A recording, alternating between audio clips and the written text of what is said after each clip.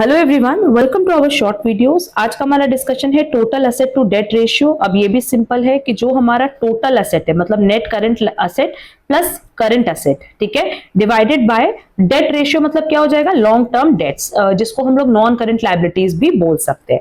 तो यहाँ लिखा भी है कि total asset to debt ratio, this ratio measures the extent of the coverage of long term debts by assets. तो सिंपली एक हमने कैलकुलेट किया जहां हमने ये देखा कि शेयर होल्डर्स फंड्स के थ्रू कितना फाइनेंस किया गया है एसेट को, और एक हमने ये देखा कि जो लॉन्ग टर्म डेट्स है वो कितने कवर्ड है बाय एसेट्स। ठीक है, अगेन देखो यहाँ पे फॉर्मूला तो सिंपल दिया हुआ है कि total asset to debt ratio is equal to total asset divided by long term dates.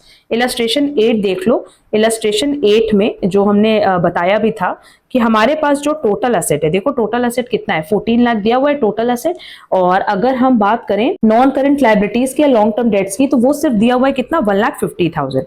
तो 14 लाख एंड 1,50,000 हमारे पास वैल्यू दी है। हम सीधे सीधे फॉर्मूले पे वैल्यू पुट करेंगे, हमारे पास आंसर आ जाएगा। लिखा है कि the higher ratio indicates that assets have been mainly financed by owner funds and the long term loan is adequately covered by assets. It is better to take the net assets instead of total assets for computing this ratio also. It is observed that in this case the ratio is the reciprocal of the debt to capital employed ratio. Basically यहाँ पे बोला कि total asset की जगह आपको net asset ही generally consider करना चाहिए, जहां हम करंट लायबिलिटीज को भी माइनस करते हैं। ठीक है, बट आप टोटल एसेट भी ले सकते हो, कोई दिक्कत नहीं, क्योंकि इस फॉर्मूले का जो नाम है वही है total asset to debt ratio. तो इतना ज्यादा ये रेशियो है 9.33 रेशियो 1, इसका मतलब क्या है कि ज्यादा से ज्यादा एसेट कहां से फाइनेंस किया गया होगा, owners funds that is share holders funds के थ्रू, एंड कम से कम फाइनेंस किया गया है लॉन्ग टर्म लोन्स के, है ना।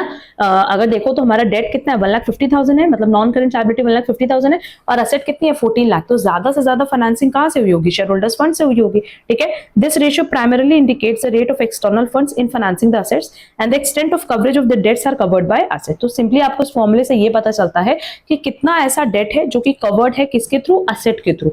मतलब इफ इन केस अगर हमें डेट्स को पेमेंट करना पड़ेगा तो बहुत ही इजीली पेमेंट कर पाएंगे। क्लियर।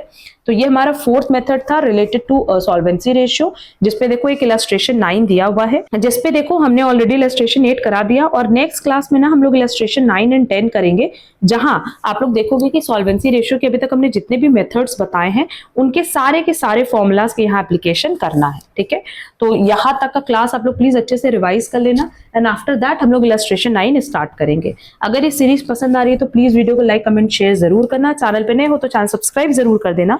अब हम लोग मिलेंगे हमारी नेक्स्ट क्लास में। आज के लिए बस इतना। Thank you so much.